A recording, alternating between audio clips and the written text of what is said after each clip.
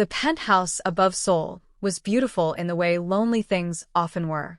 Glass on every side, black marble floors, low golden lamps, a skyline glittering beneath rain, expensive paintings watched from silent walls, and the private elevator opened only for people approved by guards who spoke into their sleeves before breathing too loudly. But inside the master bedroom, none of the wealth knew what to do with a fever. Jae-ryan lay against dark pillows in black silk sleepwear, jaw clenched, skin damp, one hand gripping the edge of the sheet as another tremor moved through his body. A silver tray sat untouched near the bed. Abalone porridge, imported fruit, 3 crystal cups of water, and medicine arranged so elegantly it looked staged for a magazine. Nobody had eaten from it. Nobody had drunk from it. Nobody had stayed long enough to notice why. Outside the bedroom, voices carried through the half-open door. "Sedate him," Gi-zeon said. His older half-brother stood in the hall wearing a navy suit and the calm expression of a man who had already prepared the paperwork for someone else's weakness. Dr. Ryu Heyman adjusted his glasses. It would be easier if he stopped resisting treatment. Mrs. Nam Choi, the elderly housekeeper, stood near the service corridor with both hands clasped tightly in front of her apron. "He said no more injections tonight." Gi-zeon barely looked at her. "He is not thinking clearly." Inside the room, Jae-ryan heard everything. That was the humiliating part. They discussed him like an unstable appliance. A valuable one, but still an object. The head of Dowrian Gate. The man whose private security convoys moved medicine, art, cash, and secrets through half the country. The man board members feared, prosecutors studied, and rivals avoided naming directly. Reduced to a fever under silk sheets while people outside decided how much consciousness was convenient. Mrs. Nam disappeared quietly. 20 minutes later, the private elevator opened. Isada Kargbo stepped into the penthouse at 11:47 p.m. carrying a plain overnight care bag, wearing a cream cardigan over simple black clothes, her natural curls tied back loosely, her face calm despite the guards who immediately blocked her path. "I'm from the crisis care agency," she said. "Overnight recovery support." Gi-zeon entered the foyer before anyone could answer. "We did not request outside help." Mrs. Nam appeared behind him. "I did." His eyes chilled. Isada set her bag down gently. "I was told there is a fever episode, poor hydration, medication confusion, and possible refusal of further sedative support." Dr. Ryu gave a patronizing smile. "This is beyond comfort care." "I am not here to practice medicine," Isada replied. "I am here to monitor, document, hydrate, support, and keep the night from becoming worse because everyone is tired." Gi-zeon studied her. "And if I dismiss you? Then I document refusal of requested night support and leave." The foyer quieted. She did not sound rude. That made it worse. She sounded prepared. Jae-ryan heard her enter the bedroom moments later. She stopped at the foot of the bed, taking in the scene. Untouched water, damp towels gone cold, medicine cups without labels, room too warm, curtains half open to lightning, a man pretending rage was not embarrassment. "Leave," Jae-ryan rasped. Isada looked at him, not around him. "I can," she said. "But your temperature is rising. Your water is untouched, and everyone outside this room is discussing you like furniture. So decide quickly." His eyes sharpened. Most people softened their voice when they saw him weak. She sharpened the truth instead. After a long moment, he released the sheet. "Stay," he said. Isada nodded once. Not victorious. Just ready to work. Isada did not begin by asking him how powerful he was.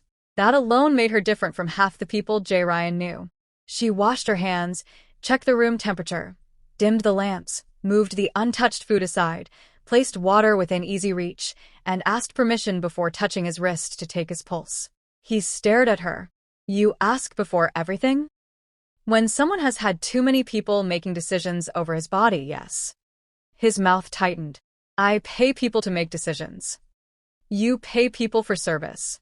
Consent is still yours." The sentence irritated him because it sounded simple enough that no one rich should have needed it explained. She changed the towel at his neck.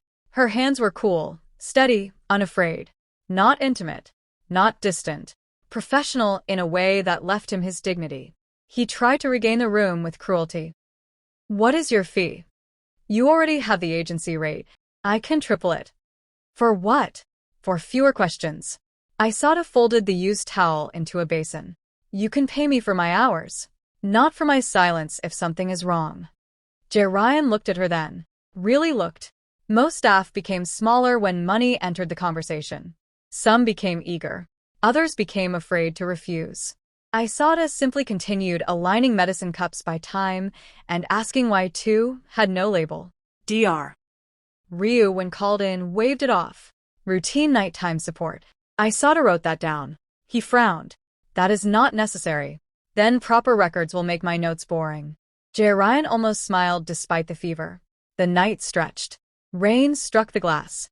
Soul blurred beyond the windows. Around 2 in the morning, the penthouse lights flickered as a storm rolled over the city, and for 1 second the skyline outside vanished into black rain. Ryan's breathing changed. He turned his face away. Isata noticed. Of course she noticed. Mr. Hill. I've fine. Name 5 lights you can still see. He glared at her. I said I am fine. And I said name 5 lights. His hand trembled against the sheet. For years, darkness had brought back the night his father died in a safe house with no windows and too much silence. Ryan had been young enough to smell blood and old enough to understand no one was coming fast enough. He hated closed dark. He hated needing anyone to know that. Isata did not ask why. She pointed gently toward the city. 5 lights. His jaw worked. Bridge, he said. Good. Tower. Red sign. Traffic. Lamp. Again, slower. He obeyed because anger required too much strength. The breathing eased. The room came back. Isata did not congratulate him. She simply adjusted the blanket and wrote a note. After a long silence, Ryan whispered, People usually wait for me to become frightening again. Isata looked at him. Then they do not know what to do with you when you are human. He closed his eyes. That hurt more than the fever. Because it was true.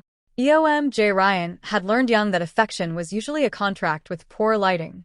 His father's world taught him that loyalty came signed, stamped, threatened, or bought. Men who said brother wanted access. Women who said love wanted protection, status, escape, or revenge. Doctors wanted retainers. Lawyers wanted silence. Relatives wanted allowance wrapped in tradition. After his father was assassinated, Ryan inherited dowry and gate before grief had finished making him soft. So, he hardened quickly. He bought the best penthouse because height meant fewer surprises. He hired the best guards because trust was expensive and fear was efficient. He signed staff contracts so no one could pretend closeness. He dated women who understood arrangements. He paid doctors so pain would arrive with invoices instead of pity. Everything had a term. Everything had a price. Then the fevers began. At first they came after long board meetings. Then after dinners with Gizion. Then after evening injections Dr. Ryu called stabilizers. Ryan stopped sleeping properly. Food became difficult. Tremors came in waves. The worst nights left him sweating through silk while people stood outside discussing schedules. He feared sleep because episodes waited inside it. He feared silence because silence sounded like his father's last room. He feared needing care because need was how men like him were trapped. At 3 in the morning, Isata returned from the kitchenette carrying a simple bowl of soup. It did not look like penthouse food. No gold leaf. No imported garnish. No tray arranged for status. Just beef broth, ginger, soft rice, vegetables, sea salt, and a little sesame oil. Ryan stared at it. I did not request that. No. Your body did. I can pay you to stop saying things like that. My price is already on the invoice, Isata said. My boundary is not. He looked away first. That annoyed him. She set the bowl on the bedside table and adjusted the pillows. 2 spoons. Then we reassess. I do not bargain with soup. You do tonight. He gave her a look that had frightened directors, smugglers, and district chiefs. She handed him the spoon anyway. The absurdity of it almost broke something in him. A woman in a cream cardigan, standing in his bedroom before dawn, negotiating with the most feared man in Dalrian Gate over broth. He took one spoonful. His stomach did not reject it. He took another. Aisata did not smile triumphantly. She did not clap. She did not say good job, as if he were a child. She simply placed water closer to his hand. Hungry men do not need applause, she said. They need the spoon to stop shaking. He looked at his hand. It was shaking less. For the first time that night, he wondered what kind of person noticed without taking ownership of what she noticed. Mrs. Nom entered quietly to collect towels and stopped. Her eyes widened. He is eating. J. Ryan frowned. I am in the room. Mrs. Nom bowed quickly. I am sorry, sir. Aisata glanced at her. Can I see the previous food records? Mrs. Nom hesitated. The hesitation answered before words did. J. Ryan noticed. So did Aisata. And the soup, simple as it was, became the first honest thing in the room. By 3:30 a.m., the fever had not broken, but J. Ryan no longer looked like a man being dragged behind his own body. Aisata changed the damp towel at his collarbone, checked his temperature, noted the time, then compared Mrs. Nom's food records with the chart Dr. Ryu's assistant had left behind. The contradiction appeared almost immediately. Chart. Refuse nutrition. Mrs. Nom's note. Tray removed before patient fully awake. Chart. Water offered hourly. Bedroom record. 2 full water glasses untouched for 4 hours. Chart. Nighttime sedative tolerated. Aisata's handwritten observation. Tremors intensified after unlabeled medicine cup. No dosage marked. She did not accuse. She documented. That made J. Ryan more uneasy than accusation would have. Are you documenting me? He asked. Aisata did not look up from the pages. I am documenting what happens around you. The answer settled strangely in his chest. Not him as problem. The room as problem. The system as problem. The people moving around him as potential danger. Mrs. Nom stood near the doorway, twisting a folded towel. Madam Nom, Aisata said gently, has anyone else questioned the medication schedule? The older woman looked toward the hall. Staff were told not to interfere with Dr. Ryu's care. By Dr. Ryu? Another hesitation. By Director Eom. Gizion. J. Ryan's spoon stopped halfway to his mouth. Aisata kept her face neutral. When did the worst episodes begin? Mrs. Nom swallowed. After the evening visits became regular. J. Ryan's voice was quiet. My brother visits because the board is nervous. Mrs. Nom lowered her eyes. Yes, sir. But the words held no belief. Aisata turned a page. What injection was given at 9:40 p.m.? Mrs. Nom shook her head. Dr. Ryu brought it himself. No label. I did not see one. Dosage. No. Record entry? Later. Maybe. Aisata wrote. J. Ryan watched the pen move across the page. He wanted to tell her to stop. Not because she was wrong. Because each note made betrayal less vague and more possible. He had survived bullets, prosecutors, betrayals in hotel rooms, and men smiling over poison contracts. But there was a special humiliation in realizing someone might have made a weapon out of your pillow, your medicine, your weakness. His voice roughened. Why would Gizion want me sick? Aisata glanced at the doorway before answering. I do not know. But if no one benefits from your clarity, we should ask who benefits from your confusion. That line remained in the room after she finished speaking. Outside, the rain began to soften. Inside, the first real suspicion opened its eyes. Gizion returned at 4 in the morning wearing concern like a coat he had tailored for cameras. He entered without knocking. That was the first thing Aisata noticed. J. Ryan noticed it too, perhaps because she did. His half-brother paused when he saw the room. J. Ryan awake. Sitting higher. Soup half-finished. Water touched. Temperature chart updated. Aisata standing beside the bed with notes arranged in clean order. Gizion smiled. How relieving. You look better. Nobody believed him. Dr. Ryu arrived 2 minutes later, as if he had been waiting nearby for permission to enter the scene. We should not overinterpret temporary alertness, the doctor said. These episodes fluctuate. Aisata lifted the medicine cup from the tray. What was administered at 9:40 p.m.? Dr. Ryu blinked once. A mild stabilizer. Name? It is in the chart. It is not. Care aides often mistake routine treatment for mystery. Aisata placed the cup down. Routine treatment usually leaves routine records. Jay Ryan turned his head slowly toward Dr. Ryu. The doctor's mouth tightened. Gizian stepped in smoothly. Brother, you need rest, not interrogation. Miss Cardbow has been helpful, but family can manage now. Jay Ryan said nothing. Aisata did. Then family should know why his nutrition was marked refused when trays were removed before he fully woke. Jizian's eyes moved to her. Cool now. Be careful. You are temporary staff in a private residence. Yes, Aisata said. Which means my notes leave with me. The room went very still. For the first time that night, Jay Ryan understood why Gizian wanted her gone. Not because she was interfering. Because she was recording. His hand moved beneath the blanket toward the private emergency control panel built into the side of the bed. 3 taps. Pause. 1 tap. A code. Attorney Moon Hisek would receive it. Gizian did not see. Aisata did. She did not react. Dr. Ryu reached for his medical bag. I recommend another stabilizer. No, Jay Ryan said. The word was weak, but it was his. Jizian's expression hardened. Do not be stubborn.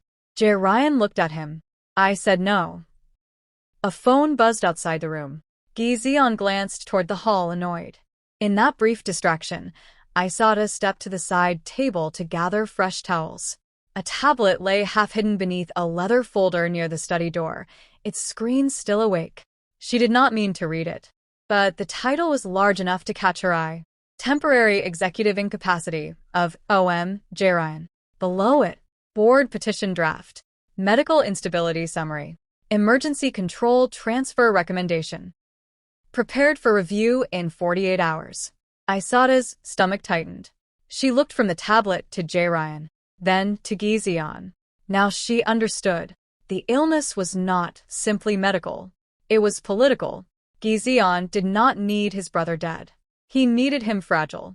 Confused. Documented as unstable. Just weak enough to lose control of his empire, while everyone called it concern.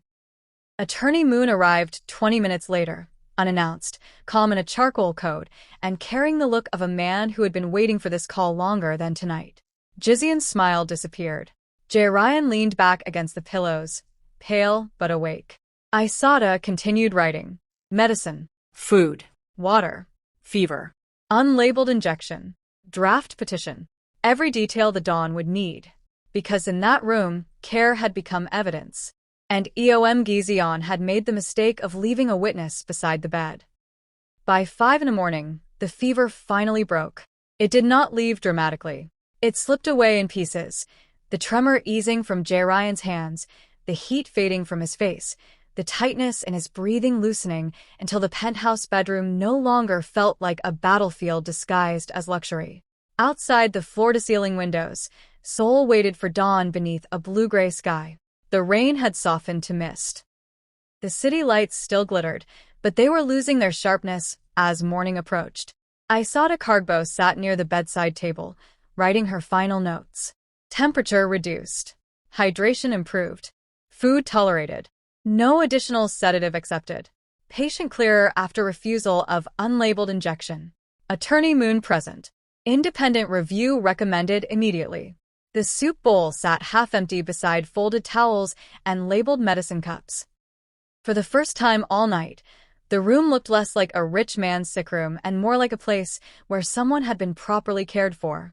Jay Ryan watched her pack the blood pressure cuff, thermometer, disposable gloves, and notebook copies into her overnight care bag. You're leaving? Yes. The word was gentle, but it still felt like a door closing. I can extend the shift. The agency can assign another aide. I do not want another aide. Aisata paused. He heard the desperation in his own voice and hated it. For years, people stayed because he paid them, feared them, promoted them, protected them, or trapped them inside contracts so clean they looked civilized. But Aisata had stayed through the worst night of his illness and now packed her bag as if leaving him was not betrayal, not strategy, not punishment. Just a boundary. That frightened him more than fever. His hand reached toward her. Not commanding. not arrogant, afraid. Lay beside me, he whispered. I'll pay any price. Aisata became still. The room seemed to hold the sentence between them. She understood the fear beneath it. That was the painful part. He was not trying to insult her. He was trying to survive the silence returning. But he had reached for the only language he trusted. Price. Payment. Purchase. Aisata looked at his outstretched hand with sadness, then gently stepped back. No, she said quietly, because you still think loneliness is something money can solve. His face changed. Shame moved through him before pride could hide it.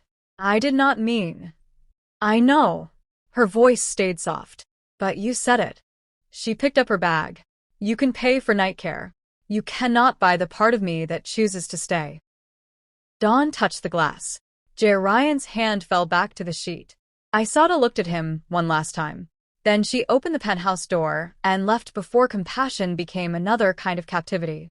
When the door closed, Ryan thought the room had swallowed her. The silence returned fast. Too fast. He stared at the place where she had stood and felt anger rise because anger was easier than humiliation. She left. After everything, she left. Then Attorney Moon Heisik entered with a tablet in one hand and an expression too serious for pity. She sent the report, he said. Ryan looked at him. What report? Moon placed the tablet on the bed tray. Aisata had not simply walked out. She had documented everything. Symptom timeline, hydration failures, food record contradictions, missing dosage logs, unlabeled injection concern, staff witness names, Dr. Ryu's dismissive statements, Jizian's access pattern, photo of the incapacity petition draft, recommendation for independent toxicology and medical oversight. Ryan read in silence. Every line was clean, precise, unemotional enough to be dangerous. She had not stayed in his bed. She had stayed in the truth. Mrs. Nam stood near the doorway, eyes wet. She sent me a copy too, sir. And the agency. She said no one should be able to delete the night. Something inside Ryan shifted. He had mistaken leaving for abandonment because he had never been taught the difference between presence and loyalty. Aisata had left his room, but she had not left him defenseless. At noon, Dr. Ryu returned with another injection. No, Ryan said before the doctor could remove the cap. Dr. Ryu smiled tightly. Sir, refusal may worsen the instability report. Attorney Moon stepped forward. There will be no more medication without independent review. Dr. Ryu's eyes flicked toward Gizian, who had entered silently behind him. That glance was enough. Ryan saw it. Clearly now. Jizian's concern hardened into calculation. You are making a mistake, his brother said. Ryan leaned back against the pillows, weak but awake. No. I made the mistake when I let you decide who is allowed near me. Jizian's mouth tightened. Ryan turned to Attorney Moon. Find Aisata Kargbo. Moon nodded. Ryan added, quieter. Not to bring her back. To thank her properly, and ask permission before asking anything else. For the first time all morning, Mrs. Nam smiled. Not because everything was safe. Because Ryan had finally understood what care looked like when it refused to be owned. 48 hours later, Gizian expected an empty chair. Instead, Ryan entered the Dalrian Gate boardroom slowly, supported by an independent physician on one side and Attorney Moon on the other. He looked pale, but clear. That was what frightened the room. Gizian stood near the presentation screen, dressed in charcoal gray, surrounded by directors who had already been prepared to hear phrases like medical instability, temporary protection, emergency continuity, and responsible transfer. My brother's health requires difficult decisions, Gizian began. Ryan sat at the head of the table. Continue. Jizian's eyes narrowed, but he did. He presented the incapacity petition as if it were love with footnotes. Erratic fever, refusal of treatment, nutritional instability, panic episodes, executive risk. Then Attorney Moon rose. Before the board reviews Director EOM's petition, we will review the dawn report submitted by independent overnight care aide Aisata Kargbo. Jizian's expression changed, only slightly, but everyone saw it. Moon projected the report. The boardroom became silent as the timeline unfolded. The food marked refused, although trays were removed before Jay Ryan fully woke. The water marked offered, though glasses remained untouched.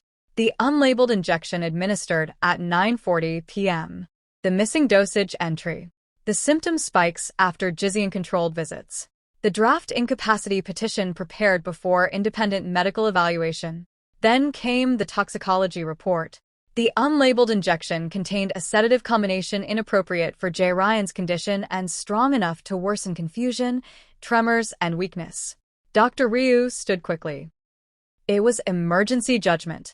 Mrs. Nam, seated near the legal witness table, raised her voice for the first time in 20 years of service. We were told not to question. We were told family had approved everything. Gizion looked at her like a servant had stabbed him. Jay Ryan looked at his brother. His voice was quiet, but the room bent toward it. You did not want me dead. You wanted me doubtful enough to hand you my life. Gizion said nothing. There was nothing useful left to say. The board chair closed the petition folder. Director EOM Gizion is removed from executive authority pending investigation. Dr. Ryu's medical access is suspended immediately. The decision landed without thunder. That made it worse. Jay Ryan leaned back, exhausted but steady. Aisata was not in the room. Still, her report had spoken first. And it had spoken clearly enough to save him. Jay Ryan found Aisata at a small cafe near Seongsu 3 mornings later. Not because he had her followed. Because he asked the agency to forward one request. Could he meet her in a public place of her choosing? She chose a cafe with wide windows, chipped wooden tables, and no private rooms. He arrived without a wall of bodyguards. One driver waited outside. That was all. Aisata sat near the window in a cream sweater, hands wrapped around a mug of tea. When he approached, he did not sit. May I? She studied him, then nodded. He sat across from her, leaving space on the table between them. For a moment, neither spoke. Then Jay Ryan said, I am sorry. Aisata waited, not helping him, not softening the work. He continued, I turned fear into an offer because I did not know how to ask someone to care without buying the answer. Her eyes shifted slightly. That was the right apology. Not perfect, but honest. I believed you did not mean to insult me, she said. That does not make it harmless. No. He looked down at his hands. If you had stayed because I was lonely, I would have learned nothing. Aisata's face softened, but only a little. Care can become a cage for the person giving it. I know that now. Do you? I am trying to. That answer mattered more than confidence. Jay Ryan placed a folder on the table, but did not slide it toward her. I want to offer you work. Not private night care. Not emotional availability. Authority. Aisata did not touch the folder. What kind?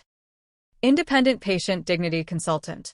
Dowry & Gate owns elder care recovery properties and private medical transport contracts. I want every care worker able to document concerns without family interference. Every patient able to refuse medication without punishment. Every night worker protected from being pressured into silence. Aisata leaned back. Terms would be strict. They should be. I report independently. Yes. I choose my team. Yes. You do not call me to your penthouse because you feel lonely. A flicker of shame crossed his face. No. Only then did she take the folder. I will consider it. He nodded. No pressure. No gift. No dramatic plea. As she read, he watched the morning light move across the table and realized this was the first time he had asked without trying to own the answer. Months later, the penthouse bedroom no longer looked like a beautiful place to disappear. The medicine cabinet had transparent logs. No Navelet caps. No private injections without review. No doctor controlled by family interests. No staff afraid to document what happened after midnight. Across Dowry & Gates care properties, the reform spread. Independent medical review for executives and workers. Crisis care boundaries written into contracts. Night shift aides protected from retaliation. Family members barred from controlling medication access. Staff allowed to question schedules without losing work. Documentation preserved outside private households. Aisata became the consultant who made directors uncomfortable and care workers breathe easier. She did not soften her reports. Ryan did not ask her to. Their relationship changed slowly, in meetings, disagreements, revised policies, late emails, and proofs kept over time. Trust did not arrive like romance. It arrived like architecture. Measured. Built. Tested. One morning, Aisata returned to the penthouse for a formal care systems review. The bedroom was brighter now. Curtains open. Fresh air moving. Soup on the tray because Ryan still preferred it simple. Medicine labeled. Towels folded. He stood by the window, healthier than she had ever seen him. "The night you left," he said, "I thought you abandoned me." Aisata looked toward the bed, then at the packed folder in her hands. No. "I left before you could turn my care into something you could afford." He nodded. "And now?" She smiled softly. "Now you may ask without offering a price." For a moment, the city below them seemed quieter. Ryan did not reach for her. He simply said, "Will you stay for tea after the review?" Aisata looked at him. A question, not a purchase, not a plea, not a command hidden under loneliness. She set the folder on the table. "Yes," she said. "After the review." He smiled. Small. Earned. The Korean Mafia boss had begged her to lay beside him because he feared Dawn would return him to loneliness. But the black woman left anyway. And that was what saved him. Not her staying in his bed, but her refusing to let care become something even the richest man in Seoul could buy.